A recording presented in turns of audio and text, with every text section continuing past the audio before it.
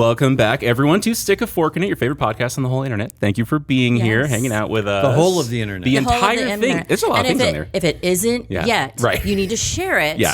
And so we will continue Spread to grow the word. friends. But it's not called the interwebs anymore. It's just the internet. It's the Googler. No. The Googler. We fire up the Googler for research.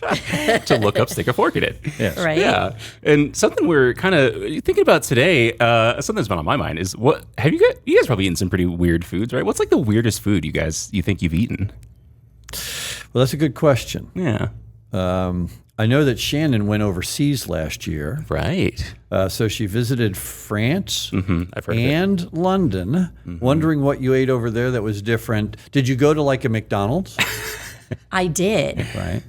And it's actually better.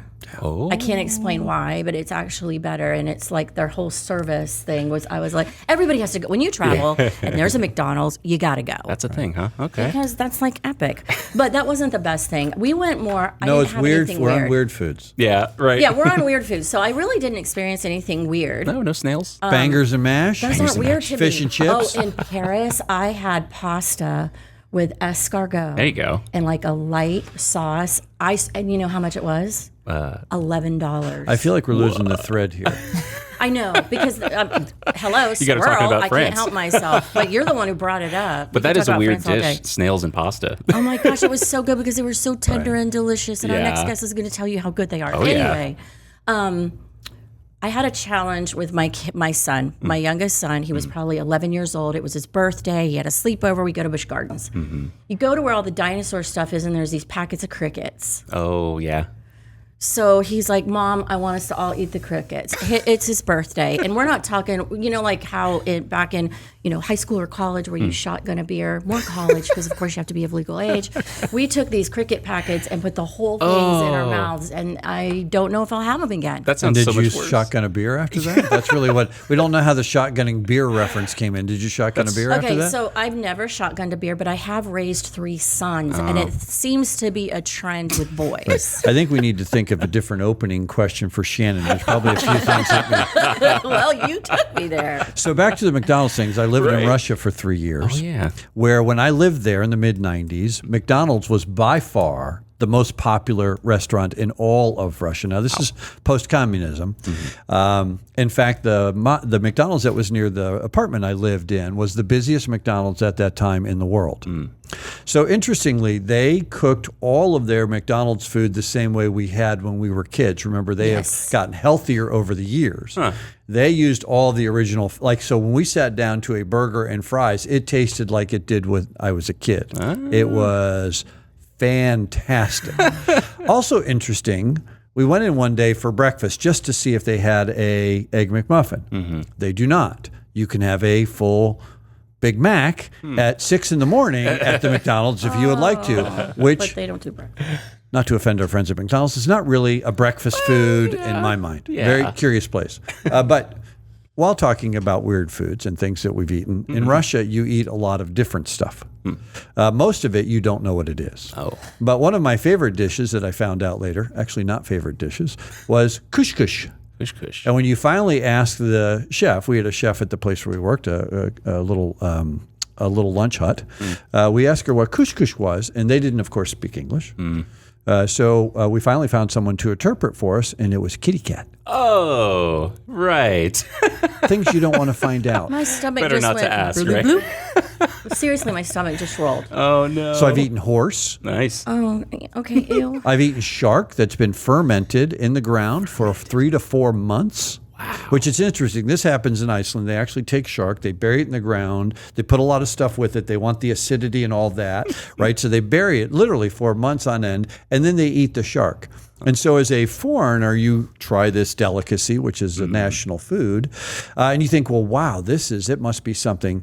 It tastes like you're eating rancid, right, meat. And they love it. But here's the key. No. Here's the key. No?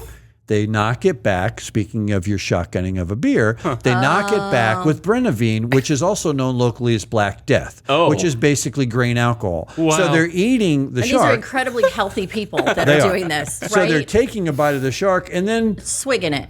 Several shots of Brennivine, which after a few of those, my guess is, I'm not a drinker, Yeah. my guess is the taste of the shark is no you don't longer care about the relevant taste of the shark to anymore. right?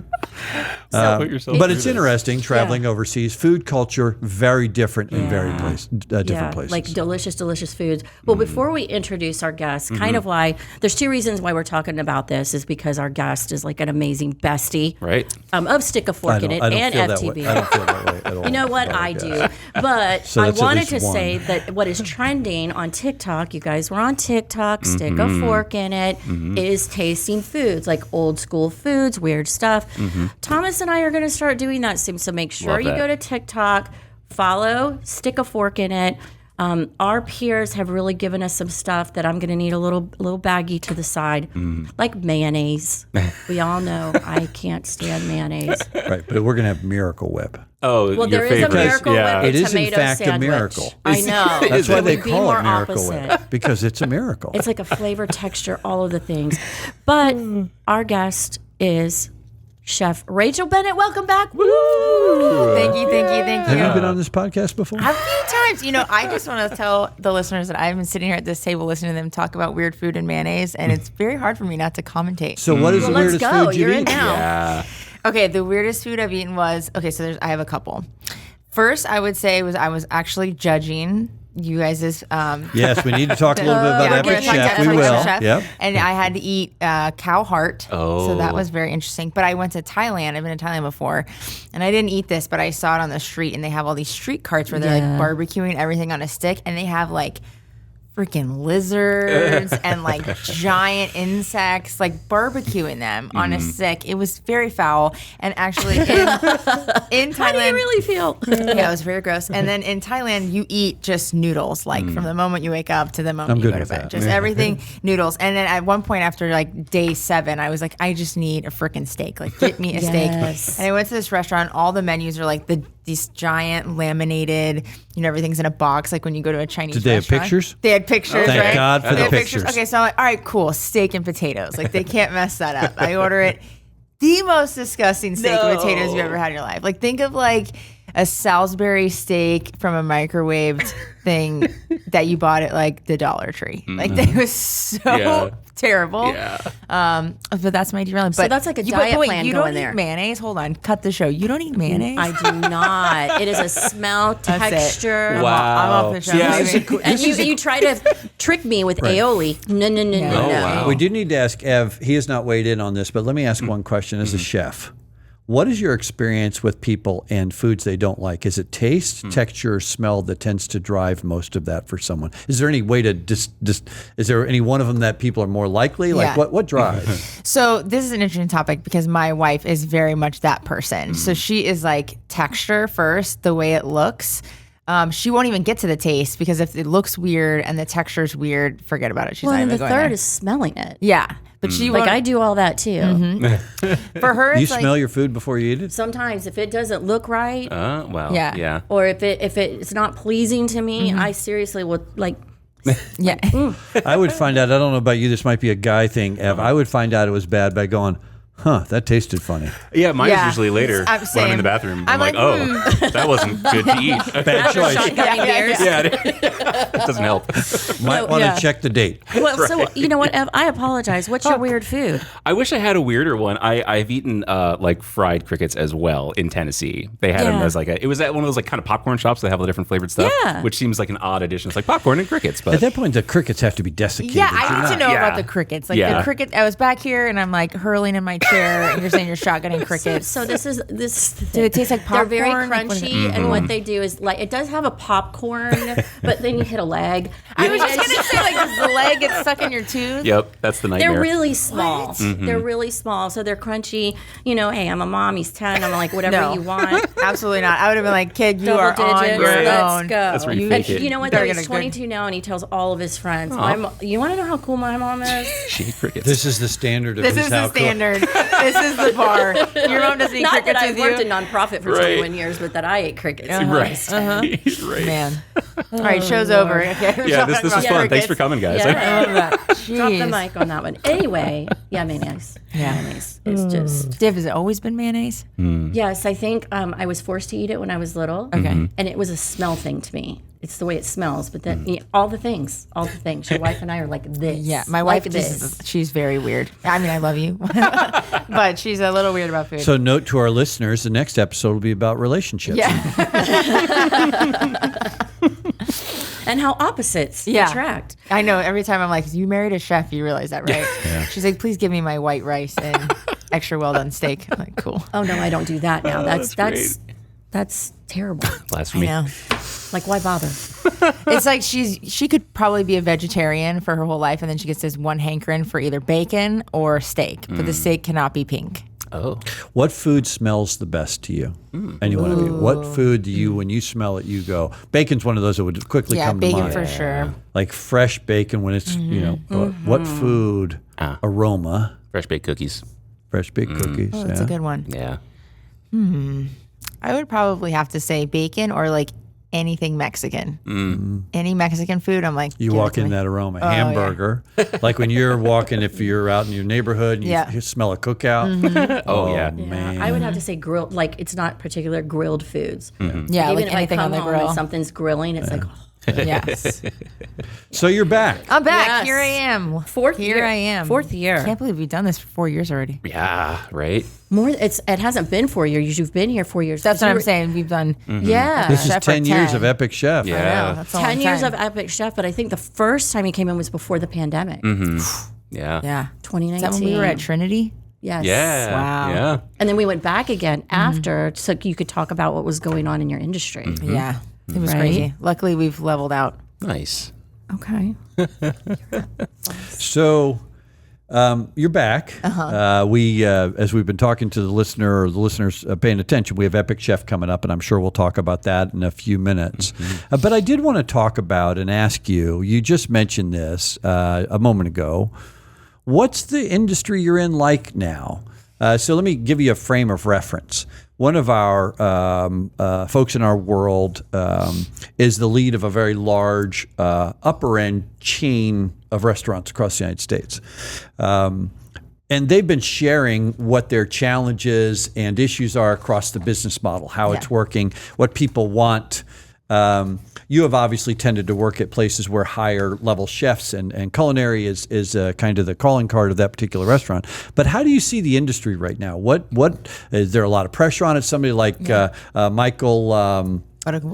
Just closed down a long-time restaurant, one of the most esteemed chefs in our community. How should the listener think about the food scene in Tampa Bay now? Yeah, I think that's a really good question, and it's actually come up a lot. Obviously, amazing. I'm surprised I didn't lose focus. That was a very long question. I have to get. I definitely have to get better about that. You're doing great, okay, I have a long answer if that makes you feel better. Okay, cool.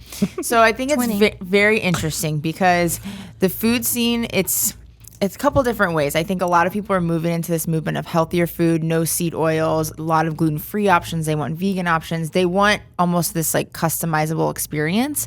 And then I feel too where this feeling of really great, I want to say the word comfort food, but sometimes that has a negative connotation to make you think that it's not great food. But people want, the steak, they want their potato, they want pasta, they want their burger. Like these restaurants that are very cuisine specific, sometimes I feel like are a little bit harder to thrive long term because sometimes to get people to go back to the same restaurant multiple times, you kind of have to have good salads, a good burger, good steak, like kind of have the range of what people want.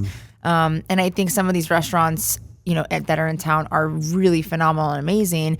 But some of the restaurants like in our group that are super high volume is because they kind of hit that full range of what people want. There's something for everyone.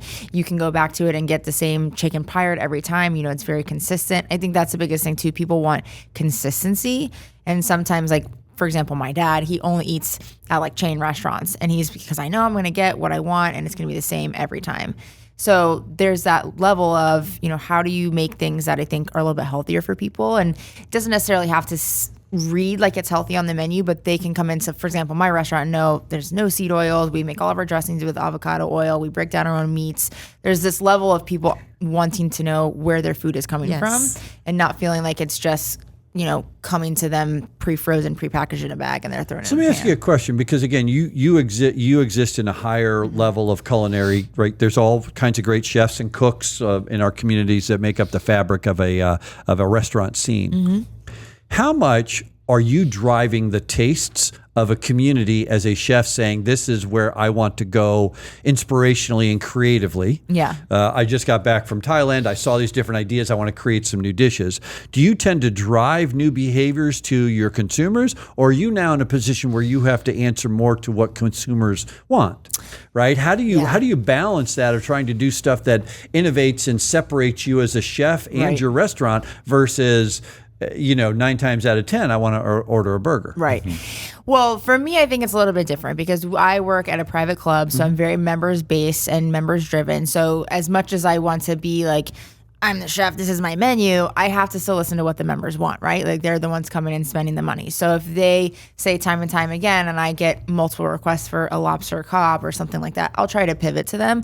But I think for me, what I try to drive the industry a little bit, if you come into our restaurant, is a little bit more of that healthier version of, not everything is super loaded with, fats and cheeses and all that kind of stuff, and trying to really gear them towards, if you're a vegan, bring your vegan mom in or vegan friend in, we can customize and make them something, and making them really feel like, I feel like sometimes you go to restaurants and a lot of chefs are like, there's no modifications. Like, we don't split plates. Like, you can't do anything different. And sometimes the people, they're going to spend $200 at your restaurant. If they just want truffle fries and they want a Caesar salad, like, let them get that. And they want to split a filet with their friend, like, let them do it. So I think for me, I'm a very big like health nut and health freak, and I care a lot about what goes into my body. So I try to do that when I write a menu and really source ingredients and source products that are going to be good. And I'm not just like settling for, well, it's cheaper to buy this pre-made, so let's just not make it ourselves. So I have a question.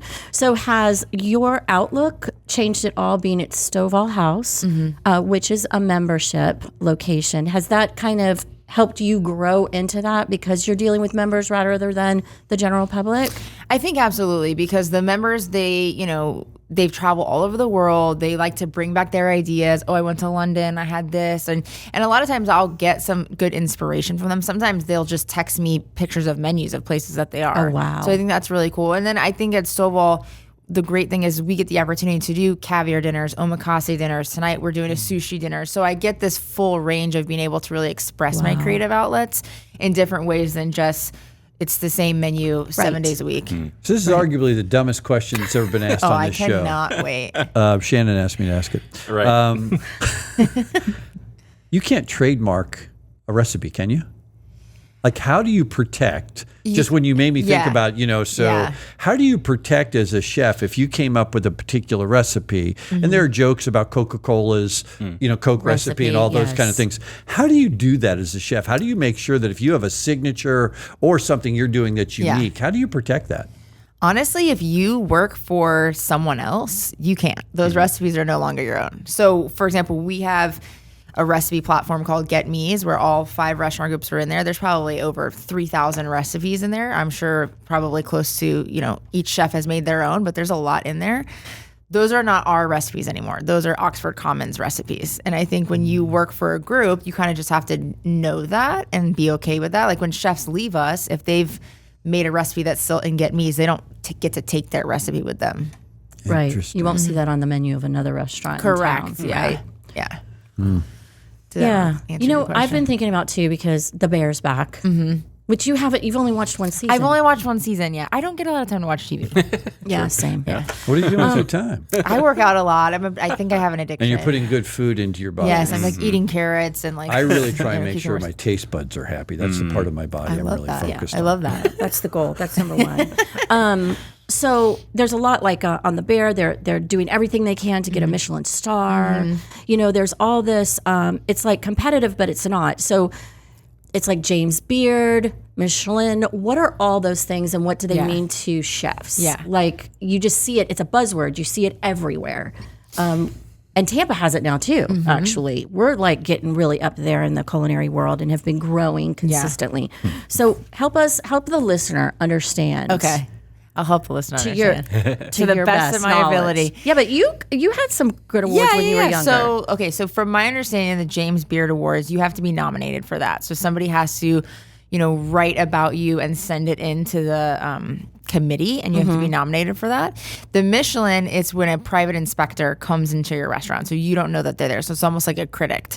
So that's why a lot of times, like if you're in New York or LA where there's a lot of Michelin star restaurants, the restaurateurs will almost like scope out the inspectors, and then they try to like be their friend. They try to like yeah.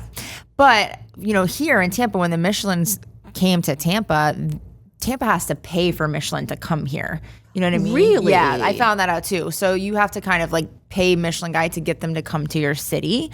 So I think it's really cool that Tampa actually got Michelin Guide to come here, invested in it. Yeah. Because it gave us a lot of recognition, right? And I think not every, and I also didn't know this until Michelin came here, was there's different levels. So, I was always under the impression it's just Michelin star or nothing.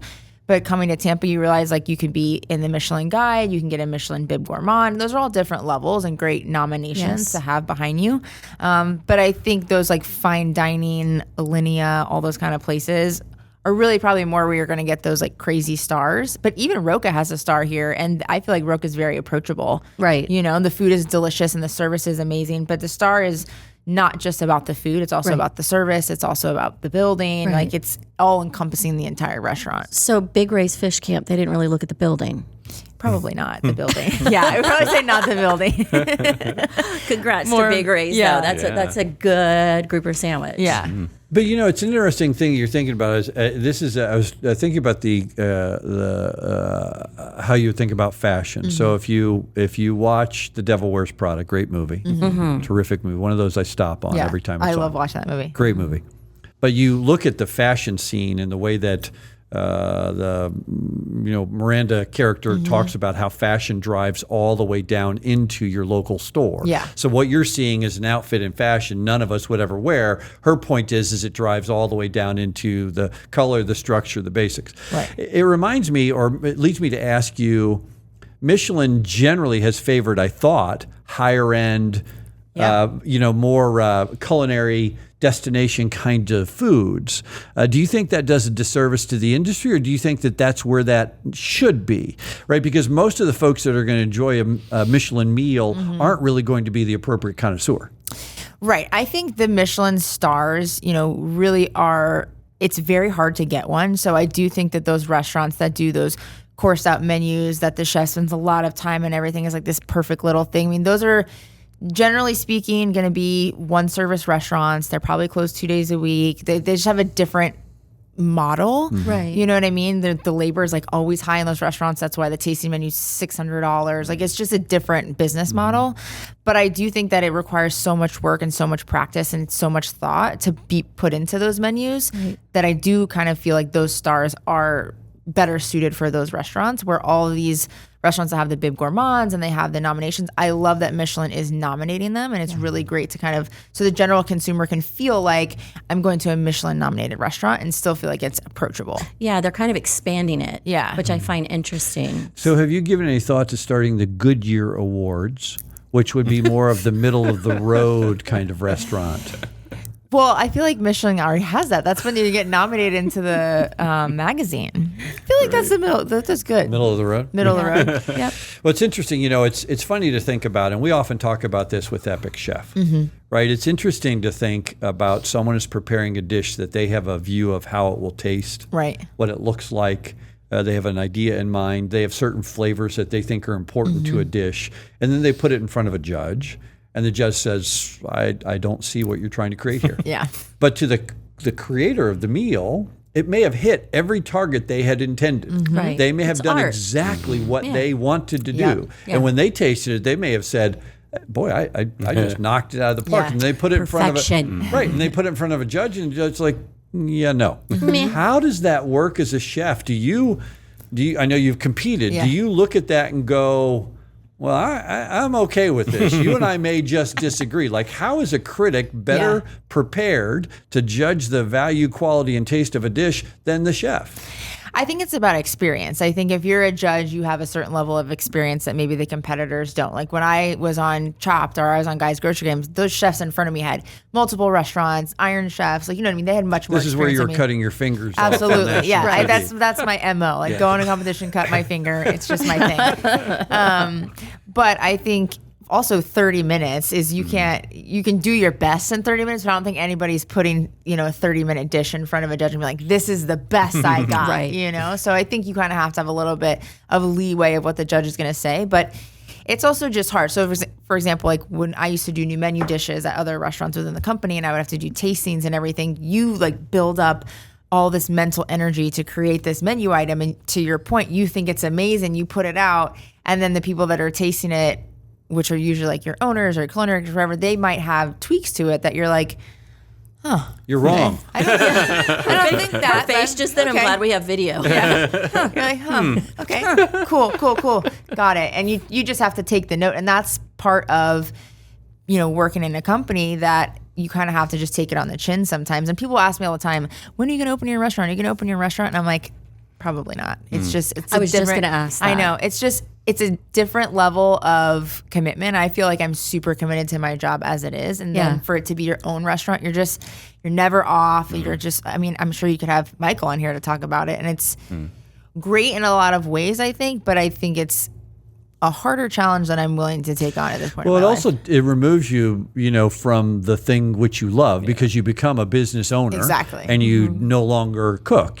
Right? Yeah. And that I think often for folks is the craft that you love. You would not be able to do. You'd be in the industry you love, but not doing what you enjoy doing. And I most. think a lot of people, they probably try to do both, and then they just get burnt out, and then that's no good. Can you believe that this is year number 10 of Feeding Tampa Bay's Epic Chef event? Come watch talented competitors from local restaurants battle it out at the Epicurean Hotel, turning crazy mystery ingredients into gourmet dishes for our panel of judges. You can even enjoy your own gourmet meal during the show if you grab your tickets now at feedingtampabay.org/epicchef. Or you can watch the live stream on mor-tv.com or the MOR YouTube channel at MOR Tampa. Tune in July 14th, 21st, and 28th to catch the action. And a huge thanks to our partners at the Epicurean, Florida Blue, and WMOR for making it all possible. So as we think about Epic Chef a little bit, we come up with we're at version number 10. That's crazy. It's we had a little event here. Yeah, I was going to say, let's talk about that kickoff first. Yeah. It was that the kickoff second was year we fun. did that. Wasn't it cool? But we added something. We added even competition there. Yeah, that was Tell good. us about what you thought about that, and did the right people excel through votes? Like, what were you thinking? Right, for the listener, we had 6 different chefs in, and only 4 advanced to the competition. So I think that was a really cool element. I think it'll also, now if that starts to be a thing, it'll get more people to that event because I really think it was cool to see all the different chefs' families and groups and just people that rallied behind them. I think that also made the crowd a little bit more fun. But I think having that level of competition, it really kind of brought a different element that I think was really cool. Yeah. Favorite dish that night from you? Oh, it was probably the Birria Bros. Oh, yeah. Mohammed, yeah. What did they make? They made I want to say it was like a shredded. It was almost like a birria taco, but it was on a tostada. So it was like shredded beef, and he had the za'atar that he flew in from Lebanon. And his Whoa. dad yes, flew he from did mention he Lebanon. brought in food from overseas. Quite impressive. Yeah. Right? And for that alone, the He dude was should have he was ranked coming with A game. Yeah, he came to play, so it was really good. That was probably the most flavorful dish for me. Yeah. Did you try stuff? I did not. I was busy with hosting duties. You're stuck on stage. I loved the skewers that Chef Mappa brought, the barbecue skewers. Ooh. Yeah. Oh, yeah, The those were good, Filipino too. style, yeah. But I do want to give a plug to our culinary team here. They made 2 they did. terrific Yeah, they did a great appetizers job. that They were always do. spectacular. They're Both of them amazing. were They very were really tasty. I good. did get a chance to grab a couple of those. Very, very good. I think it's one of the things we're most proud of here at Feeding Tampa Bay is our culinary team. In fact, yesterday, a really special experience. Again, for the listener, we have a culinary training program.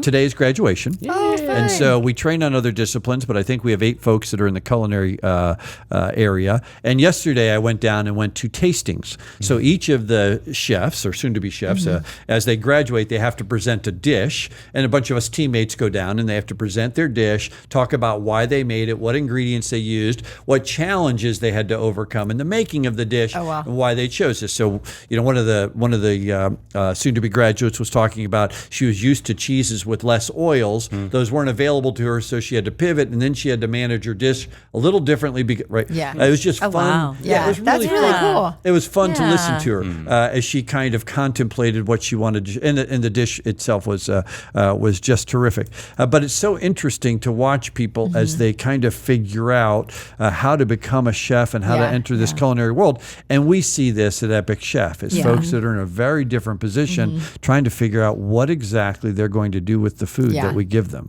Well, I think just watching a chef do what they do is just very interesting. Yeah. I have people that will come down to our kitchen all the time, or even my dad all the time. He's like, can you just put a camera on you and just, I want to see what you do in a day.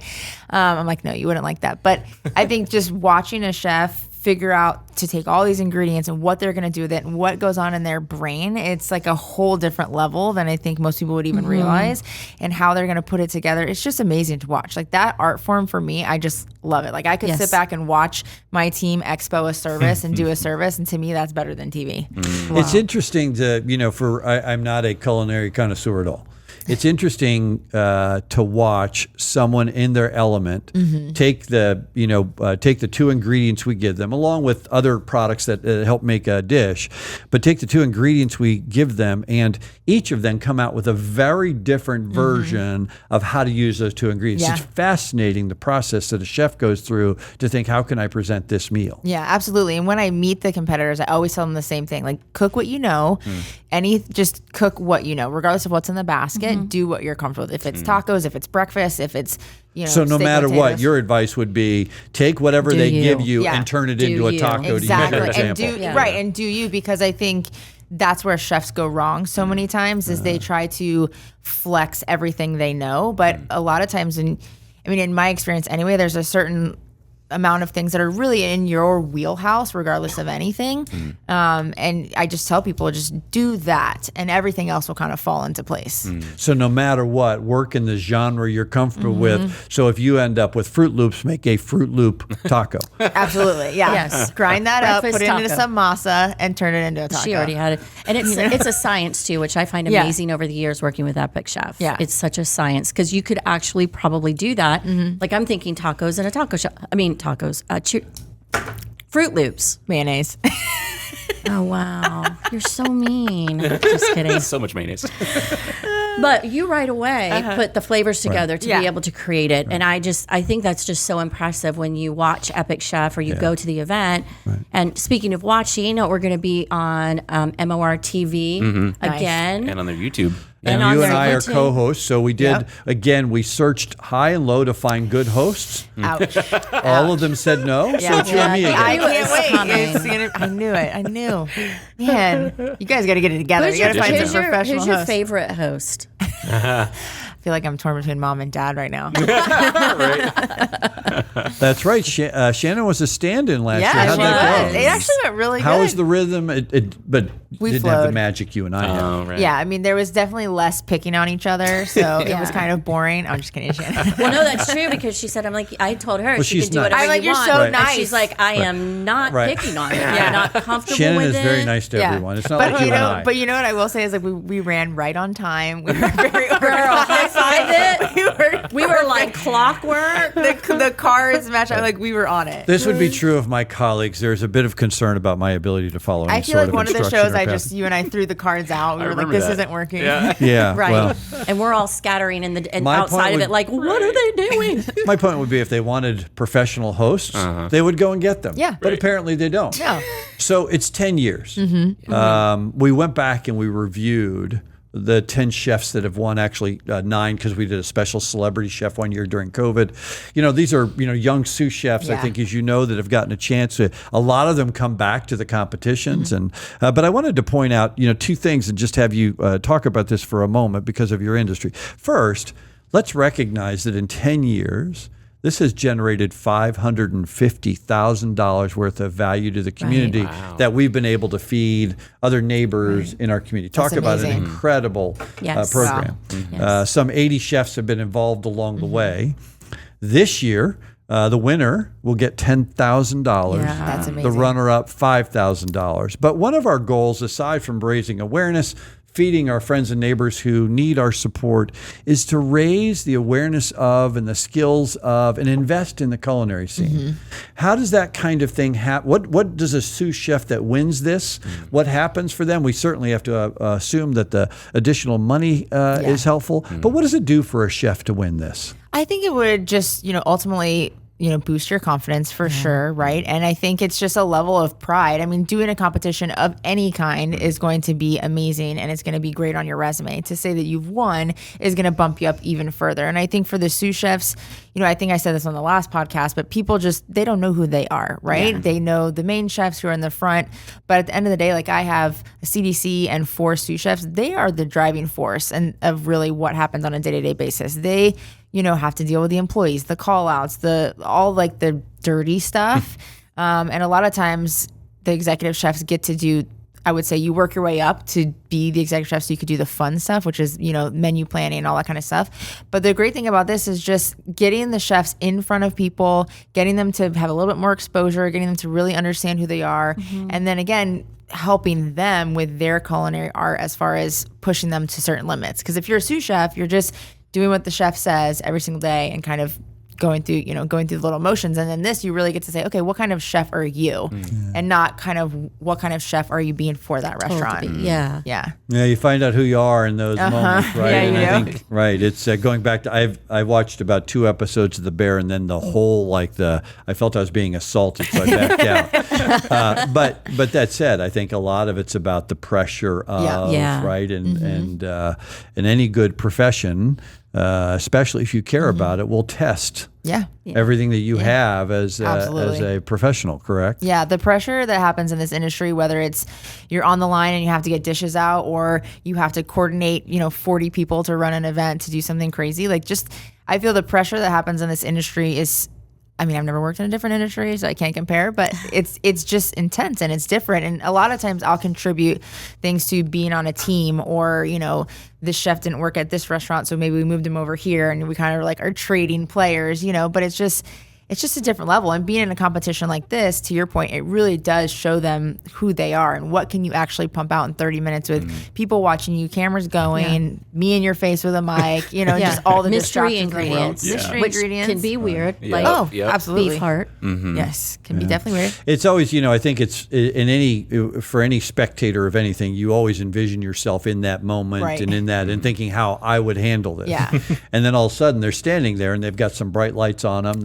The camera crew is up and the audience members are in and suddenly we're live. Well, we all know I'm a better host than a competitor since I lose all the competitions. But it's the same thing. And add DNA to the dish. If I watch Chopped, I'm like, oh, bing, bang, boom, did it. I went on Chopped and I got cut the first round. So I was like, what is this? How did you go? Do you apply for Chopped or how does that happen? Okay, so it was a long time coming. So I went on Guys Grocery Games and then it was in COVID. But you apply for all of that to go on those shows? I didn't. No, Guys Grocery Games, the producer came into the library and ate the food and then had seen me on some news anchor stuff. So they're like, okay, you'll be a good personality. So put me on.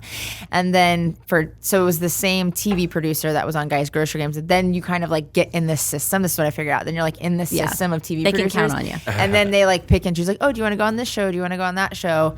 And I had tried to go on Chopped a couple of times, but through COVID and then the vaccines and all these different things, it was never a right time. Then I finally went out there and I got the first round. I was like, that's it. Don't call me again. I'm never going back on. Oh, no. So it has to be, obviously, they're looking for 2 things. One is competency, but number 2 is the ability to be in front of an audience and have personality. Absolutely. Yeah. And not for nothing, but when we do the chefs, when we kind of pick the chefs for the committee, that's, yes, I'm looking for competency, but I'm also looking for who's going to have a big enough personality to be on the camera, do the interviews with us, and be able to speak on the microphone and not just be kind of a dud. That's when you and I start dancing. Yeah, exactly. As hosts. Yeah, exactly. We do our best.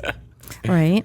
Or do you have any, because you've done this a few times now, do you have any favorite moments of Epic Chef, something folks should look forward to?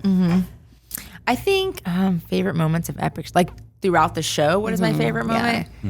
Oh, probably me and Thomas picking on each other. There is the full reason why you guys need to watch. No, but I think it's meeting the chefs and being able, getting those food shots and seeing what they're doing.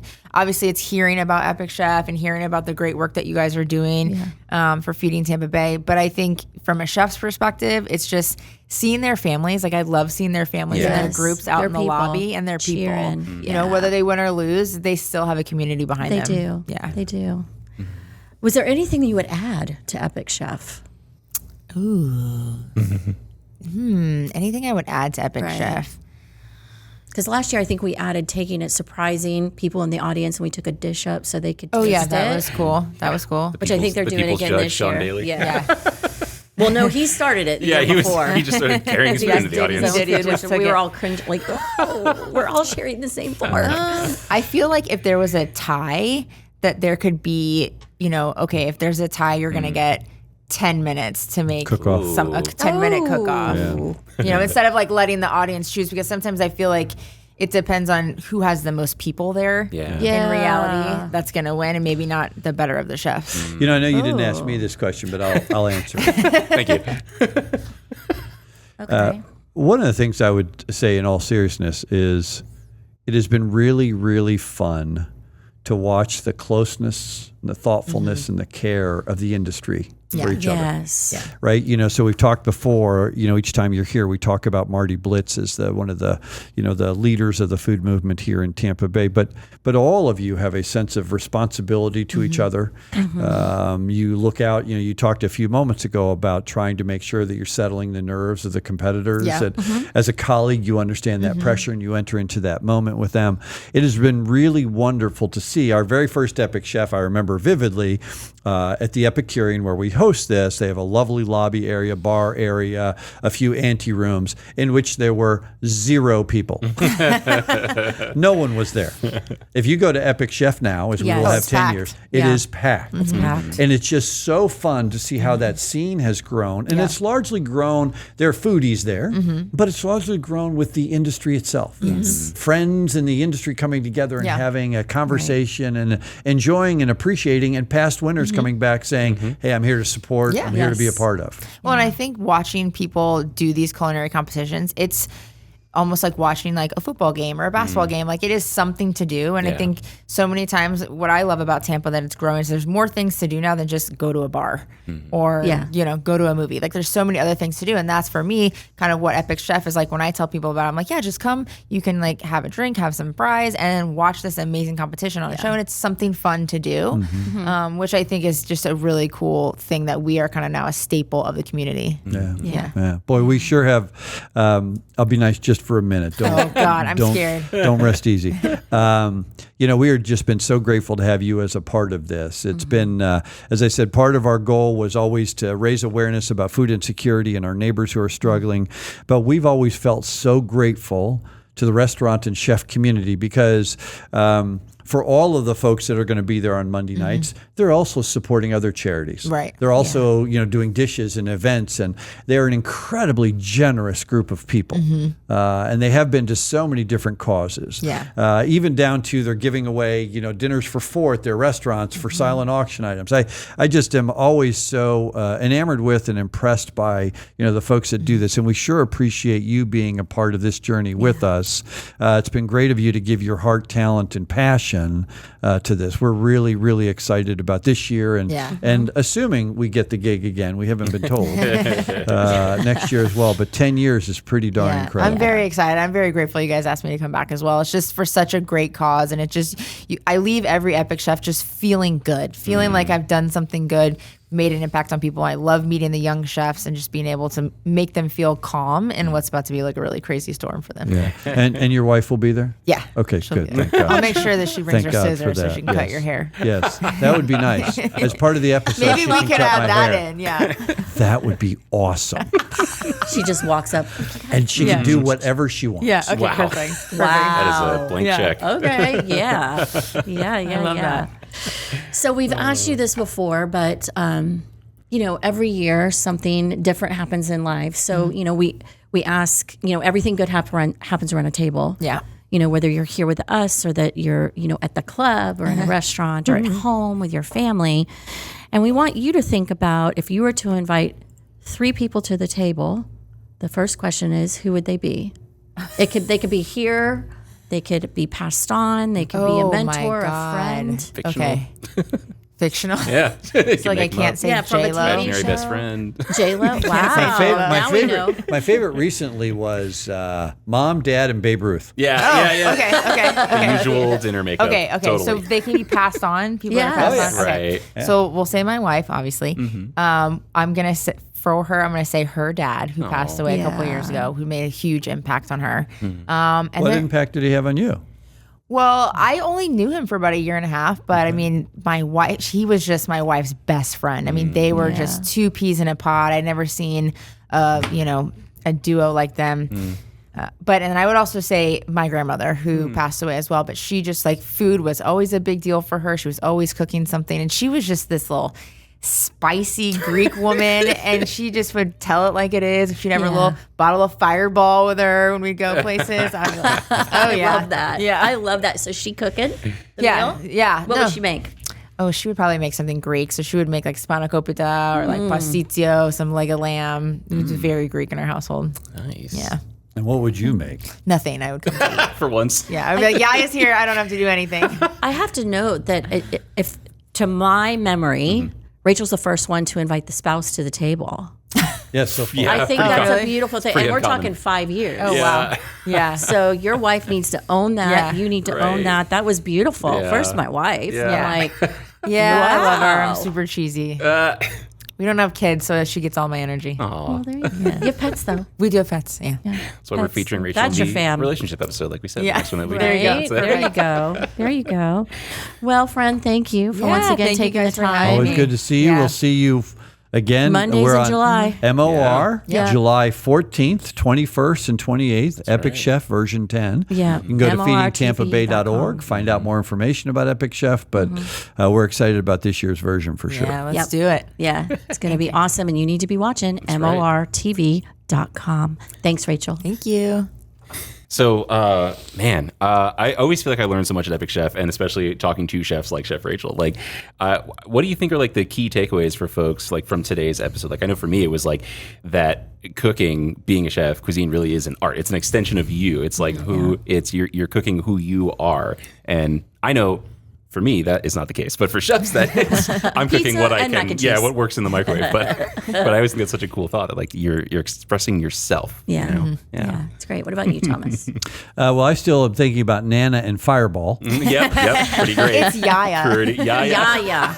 Even better. And Fireball. I think I tend to always think, reflect more on the emotion and the feeling. And Rachel said at one point, which I thought was really nice, was talking about how that she is a more senior chef and experience, make sure that the folks in the scene, particularly those that are competing, that she looks after them. That's part of what she views as a critical element of her hosting duties. But it just speaks to, I think, the industry and the people in it. Yeah. Yeah, for sure. You hear Michelin, you hear all of these things, and I really appreciated Rachel kind of leaning into that, helping people understand, because not everybody understands. I didn't. Right? Unless you watch The Bear, and it's Right. like over dramatized. But, and it's wonderful now that in our culinary world, you can be just the most high-end, experienced, $600 a plate kind of restaurant. But also, we're going to give him some love again. I don't even know why, but Big Ray's Fish Camp is getting noticed for their food being so iconic and good. So, as we all know, the best things happen around a table with some good food. Absolutely. Thanks, guys.